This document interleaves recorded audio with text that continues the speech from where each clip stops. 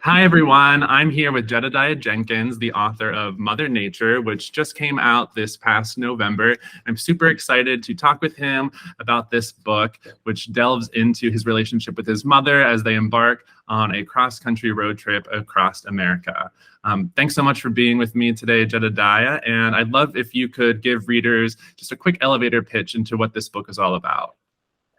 Thank you so much for having me. I'm so glad PRH is really focusing on and celebrating queer voices. So, Mother Nature is basically my attempt to grapple with my complicated relationship with an evangelical conservative mother. I'm born and raised in Tennessee. Realized I was gay and realized the whole world that I was being raised in was not built for me. And specifically, my mother, who's like my provider. Like, I think a lot of us have had this experience where the person who raised you actually becomes dangerous because their beliefs are painful. And yet, she's my favorite person. And I like to write about what bothers me. And so I'm like, I'm going to really figure out who this woman is. And maybe learning about her past and her childhood and those things will defang some of her power over me. And so we go on this epic road trip where my mother walked across America in the 70s, which is amazing. She was on the cover of National Geographic. And she had this big adventure with my dad that I don't really know a lot about because they got a divorce and things fell apart and it was kind of a wound. And yet that was the love story that made me. And so I go on this trip to get to know my mom more and in the process ask her some really tough questions.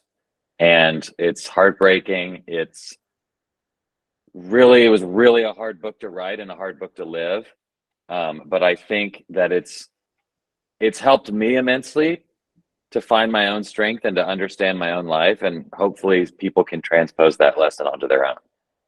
Yeah. I think as someone who's read the book, I think that's a great way to kind of summarize the different facets of it and complexities too. And that kind of leads me into my next question, which is, as someone who's written two other books of nonfiction before Mother Nature, I'm just curious as to why you thought now was the time to write this intimate story about your relationship with your mom and kind of what convinced you really to set about tackling this manuscript and this relationship and sharing it with your readers? Well, I kind of actually realized when I finished Mother Nature that I had been working this whole time on a trilogy about my mother, which is really a trilogy of the pursuit of identity. And really, all of us, our identity is formed in the shadow of a mother, whether it's the absence of a mother, like that relationship requires a reckoning. And she was the person who kind of imposed Christianity on me, and then the person that I wanted to please the most in attempting to wear the identity of evangelical Christianity to like cover the original sin of my sexuality. Mm. And so I realized that going on a big bike trip to South America was really me trying to find my masculinity to please her, which is really really God. And if you've read that book, she really is, the foil, the antagonist in a way, other than the difficulty of the trip. But I think this book specifically, I wanted to look at the relationship head on and tackle not only my fears and the things I'm afraid to talk to her about and the things I'm afraid she'll say. As a 40-year-old man, I'm still afraid of her. and and also in the looking at the country that I live in and the world where people have political divides and divides of belief. And it felt like in the past that you could at least there was a general sense of civility and kindness to strangers, that even if they didn't agree with you on certain things, you would still be kind to them. And I feel like that's eroded to where if someone doesn't have your political beliefs, they're like scum and they're going to destroy our country, and they need and that freaks me out. And so I really wanted to analyze how my mom and I have we barely agree on anything, and how we still have such an amicable love for each other. I wanted to paint that picture in hopes of studying it and figuring out what those ingredients are so that we might spread that around the country a little more. Yeah, I think that's really interesting to hear how you sort of look at these books as a trilogy. Especially as you mentioned, of course, your mother shows up in To Shake the Sleeping Self and like Streams to the Ocean, but in Mother Nature, we really kind of delve into the complexities of your relationship and some of the hard points that you guys face with one another in your relationship throughout the years.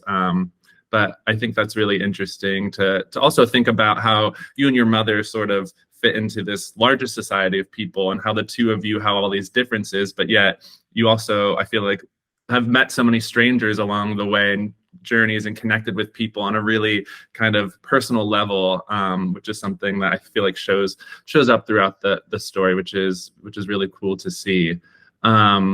So another thing I was curious about from reading Mother Nature is that you talk about how talking to your mom about the previous books and how you talk about her was difficult, and how you discuss your mother and her beliefs. She sort of had a hard time coming to terms with. So I was curious, how that has kind of evolved to where now you've written a book that focuses on this relationship.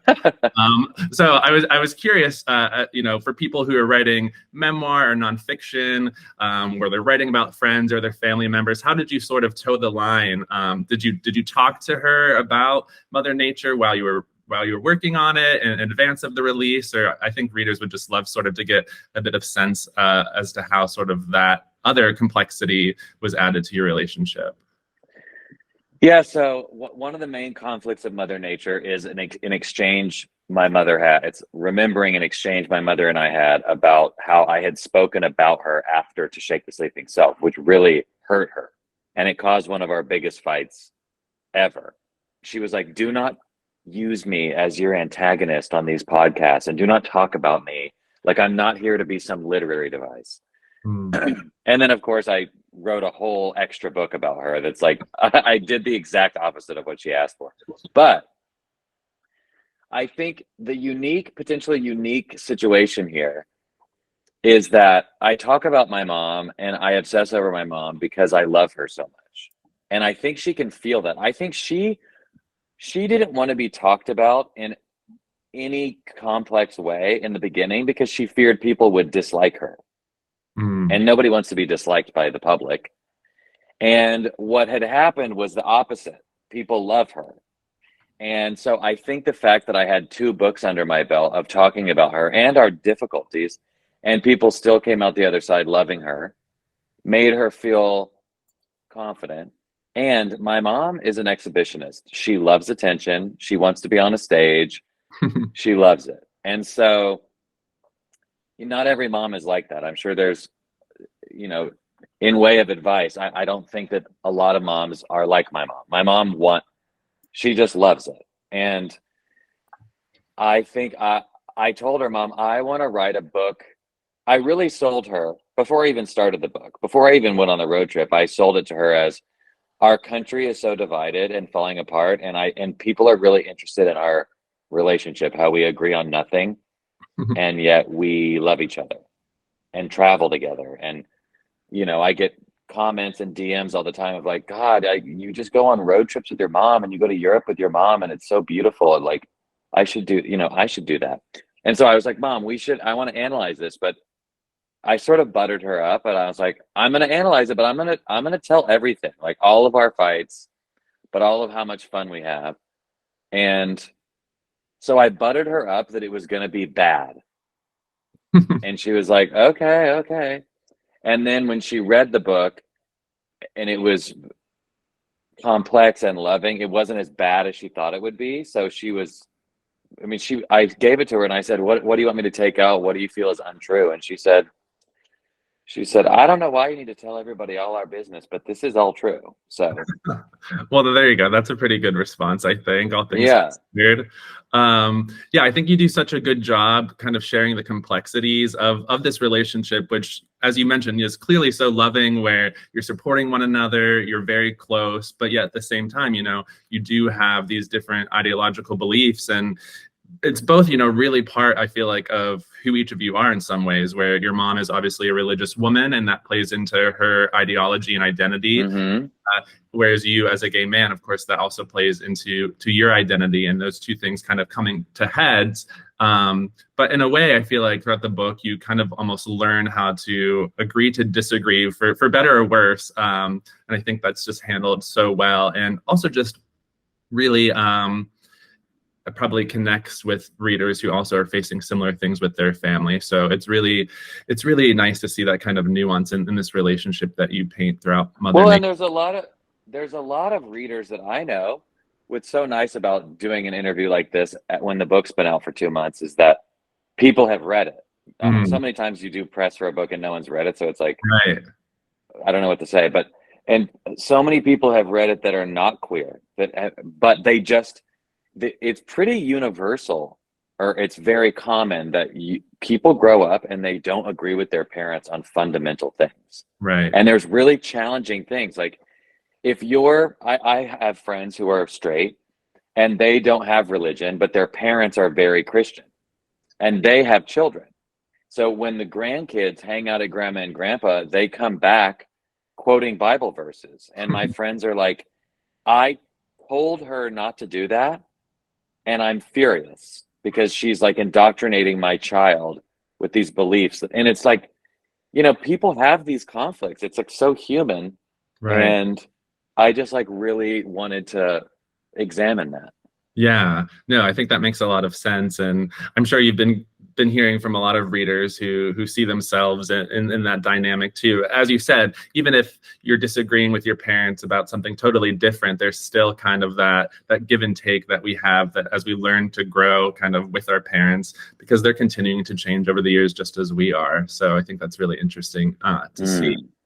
Something else that I wanted to touch on and ask about for readers is just the fact that the majority of Mother Nature kind of focuses on this road trip that you and your mom are taking as you revisit spots across the country where she and your father walked, which I think is really interesting. And that's almost kind of like a story within a story that is so fascinating. So I'm just curious, when you were on this road trip with your mom, were you actively sort of planning or thinking about this book when you were on this trip, and kind of taking notes so that when you did go about writing this manuscript, you sort of had a journal to look back on? Or when the trip was happening, I guess, what stage of the book becoming a real thing was present in your mind?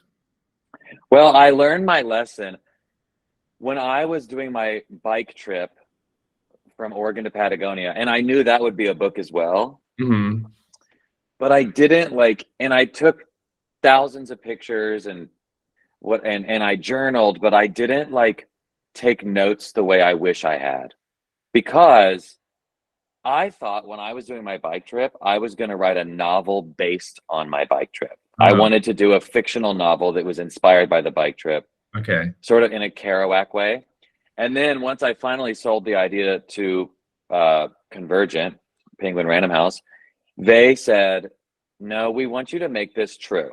We want this to be about you, like completely memoir, because you've built an audience that knows and loves you, and they want to hear from you, not some character. And I was like, well, damn, I was just absorbing the whole trip. You know, I wasn't taking notes of conversations like I wish I had. And so I had to piece things together in a way that was much more difficult than this time on my trip with my mother. I knew exactly what this was. And I knew that I had to ask her a really hard question, which is, would you come to my gay wedding if I had one? And which caused me so much anxiety. And so on the notes app on my phone, my thumbs were smoking. I was taking so many notes, because my brain was queued up to hear the funny ways my mom talks, or conversations we'd have with strangers, and my brain is listening to that like a journalist of oh my God, this moment is so funny, or this is so poignant. And so I took very copious, extensive notes, which I think is why I think the dialogue is so interesting in that book, because it's very real. Yeah. Okay, that's really interesting to hear, just sort of how your process has changed and been different across the different books. Because Hmm. that's just, yeah, that's really interesting to hear that you were thinking about making a novel of because I think it works so well as a memoir. I actually was Mm. reading that book when I was in Patagonia. A friend got it for me like right before I left, so it was funny. And then I think I got to the end part when we were going to Torres del Paine, and you paint everything so well. So it was kind of a fun read. Wow, that's awesome. Yeah. Another thing I was curious about in Mother Nature is the fact that you decided to include different excerpts in the book, especially from podcasts, and you kind of cover a number of different like nonfiction topics, everything from feral pigs to DB Cooper to true crime stories. So I feel like that element really kind of made this such a road trip journey kind of book, sort of really grounds the reader in this cross country trip you and your mom are taking. So again, I was just curious as to what made you decide to include those and sort of weave them through your own personal narrative, and what, I guess, were you trying to get across with having those be a part of the book? Well, it was a multifactored thing, which is I try to write a book that I would want to read, and I love learning factual historical tidbits. Like Hmm. I just like I had never heard of DB Cooper, and like, oh my God, he like got away with a heist on a plane and jumped into the forest and the money was lost. Like that is so cool. Or like there's feral pigs taking over Texas and they shoot them from helicopters and they breed at like six every 30 minutes or something. Like those things are objectively fascinating to me. So one, I just like sprinkling interesting things in a book as you go. So you get a little like food for the journey. It's like a granola bar on a hike. It's like a little sauce while you're going somewhere far. B, that's exactly what we really listened to on the road trip. And I thought it was interesting to include because part of the story is it's impossible to find something to listen to when you have a conservative Trump supporting evangelical Christian who's your mother sitting next to you in a car. She Right. doesn't want to listen to the Daily. She doesn't want to listen to NPR. She doesn't want to listen to your liberal podcast. So you have to find something that you both want to listen to. And history and murder are universally great. Yeah. And so we would listen to that, and cults. And what I found interesting in writing this was even on things we agreed on, I would pepper in my mom's commentary, which was often like her angle would come, she would just see things differently than me. And you know, when we're listening to a cult documentary and you know, there's a part where this cult, which is so similar to Christianity, it's just different words. And then my mom is like, well, right there is where she let the devil in. And I'm like, I'm like, my mom, you don't see that this is what you believe in with different words. And so anyway, it's just, I just wanted people to feel what I felt on that road trip. Yeah, no, that makes sense, and kind of just adds a whole other layer to the story that I think really pulls the reader in, and kind of, I think when you're even reading the podcast parts, like you can almost imagine you and your mom in the car listening to it, and then of course Mm. you share thoughts, and I feel like it adds a lot of other layers, which are really cool to see. We sort of touched on this before, but I am a little bit curious in terms of when you were kind of getting further into the process of writing this book, and of course you've done a lot of thinking about it beforehand. Was there ever a point, or did you ever have second thoughts of like, oh wow, I'm going like really deep into this relationship with my mother, and even especially the email exchange, which I feel like is just so personal and so emotional. Did you ever were you ever worried as to how your mom would take this, or did you ever have second thoughts, or like maybe this is too much, or did you really want to just kind of lay it all out there on the line so that readers could see this relationship? I wanted to lay it all out there. I am not a private person at all.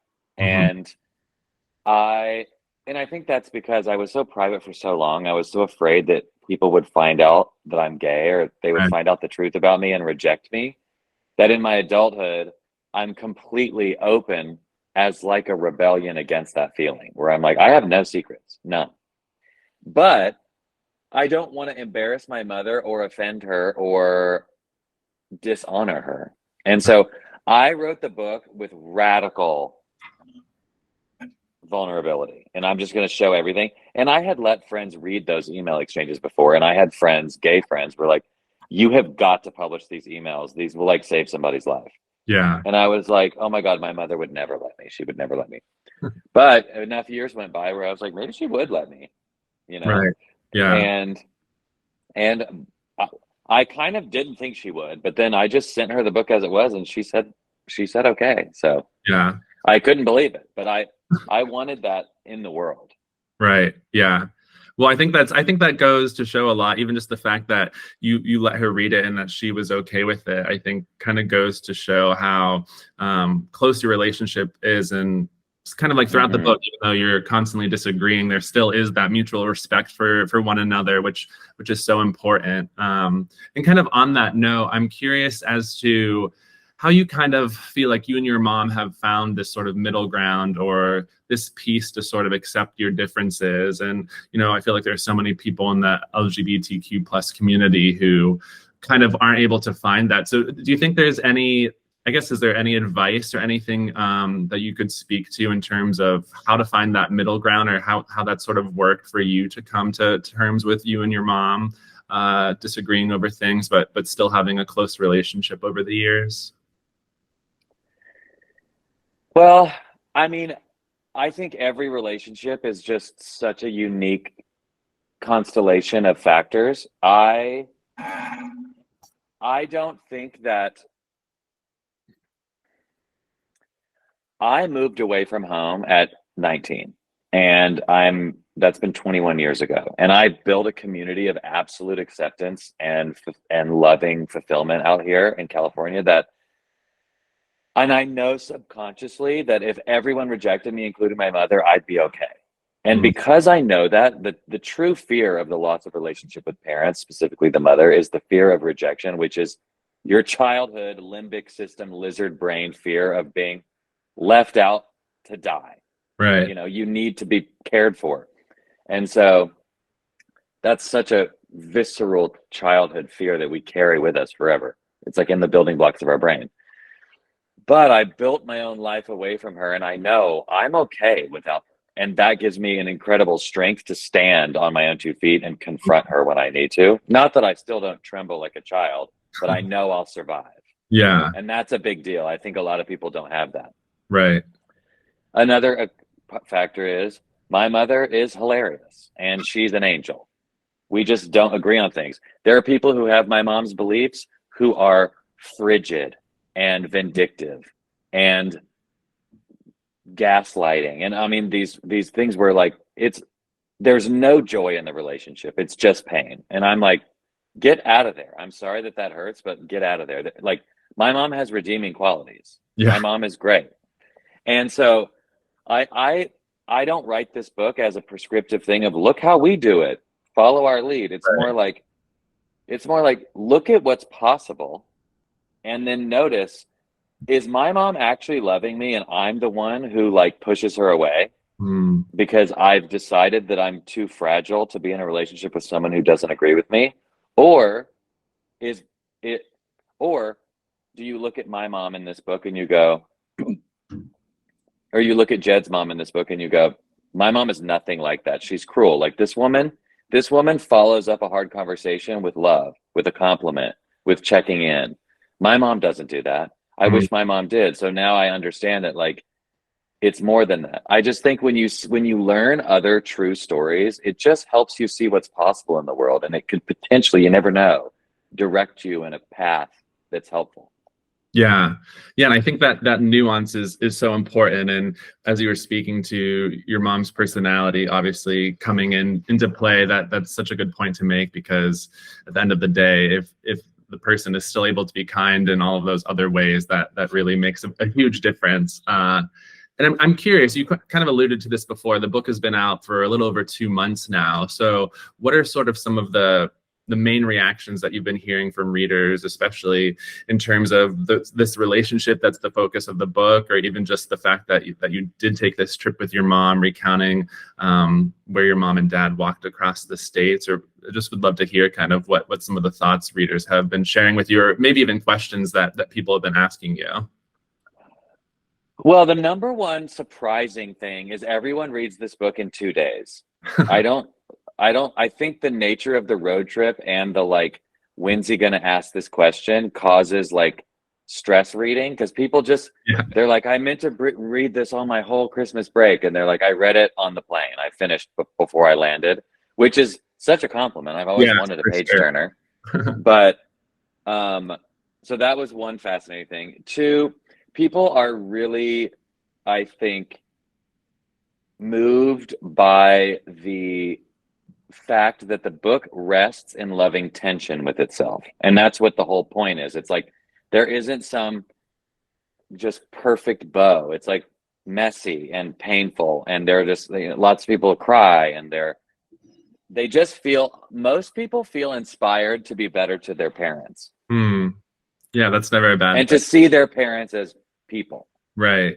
Yeah, as the complex people that they are. Yeah, Yeah. that's really interesting to hear. And now kind of if you could look ahead to this moment where you are now in terms of like having written Mother Nature, having it been out for a few months, I'm assuming you would still do it all over again, but I guess would there be any like piece of advice that you could give to yourself, if you could sort of send a message back in time in order to maybe even help write the book, or just maybe something that you weren't expecting, or did the experience of writing it provide like the closure that you were looking for, especially in getting some of these answers from your moms for these conversations that the two of you have had over years? I don't know if that really makes sense, but I'm just No, curious it does. to how you feel now, sort of in this place in time, now that the book has been released and you've sort of been able to get this story out in the world. I am perfect. I mean, this is maybe funny to say. I have a lot of notes for To Shake the Sleeping Self. I have notes for Like Streams of the Ocean. Mother Nature, it's the book I wanted it to be. It's exactly what I wanted. And it reads like I wanted. I mean, maybe I'll have a different opinion in 10 years, but I truly love it. Well, And good. so I wouldn't change anything about it. That's awesome. That's always the goal, and I feel like can be hard to accomplish. So when you feel like you really set the book out that you wanted to and published the words and the narrative that you were hoping for, that's such a huge accomplishment. So that's wonderful to hear. Well, it's nice. It's nice to make it to 3 books because you kind of know what you're doing. Yeah, Like, that was what was so nice about this one is I had notes. I knew, like, I had a structure. right. I wasn't feeling around in the dark. Yeah, exactly. Yeah, having that sort of roadmap and just having gone through the process of having 2 other books come out before, I'm sure helps a great deal. Yes, very much. So the last question I just want to ask before we wrap up here is, as I mentioned, what we're really trying to do on this channel is promote other queer books, not only books that feature LGBTQ plus characters, but that are written by members of the community. So I'm curious if you've read any books recently that feature queer characters or written by queer authors, that have really stuck out to you as any books that you would want to recommend to our readers. And of course, they don't have to be published by Penguin Random House. If there's anything you'd want to comment. Well, I mean, my favorite, like, maybe writer ever is James Baldwin, and Giovanni's Room is a duh. Yeah. But I'm obsessed with Garth Greenwell's book Cleanness. I love the way he writes, and he writes about sex in a way that is so, like, it makes me like cover my mouth with my hands, but it's so real and like stunning and it's not gratuitous at all. It's just like, oh my God, like I'm in this room and I feel all types of way. I just read Justin Torres's book Blackouts, which I don't even know if I got it, but I'm glad it exists. And there are parts of that book that I adored. And it's a fast read, most of it is photos. Yeah. But so yeah, that's what I would recommend. Garth Greenwell is such a fabulous writer, but I don't read that much queer fiction or queer anything because I really am trying to read classics. I feel like there's so many epic books that I want to consume, so I don't read that much modern stuff. Can't go wrong with the classics, though. I know. That's Yeah, what I'm those are saying. two But great recommendations, and I felt I read Blackouts as well, and yeah, it's such an interesting book, and there's so many different facets and parts to it. yeah, But yeah, it was really interesting to read. Well, thank you for sharing those. That's really. yeah. And thank you so much, Jed, for your time and for talking to me. I know everyone here on the PRH LGBTQ plus board was really excited that we were able to have this conversation. And I'm if so you're glad. interested in picking up Mother Nature, it's been out for about 2 months now, and it's available everywhere books are sold. So thank you so much for listening. Thank y'all.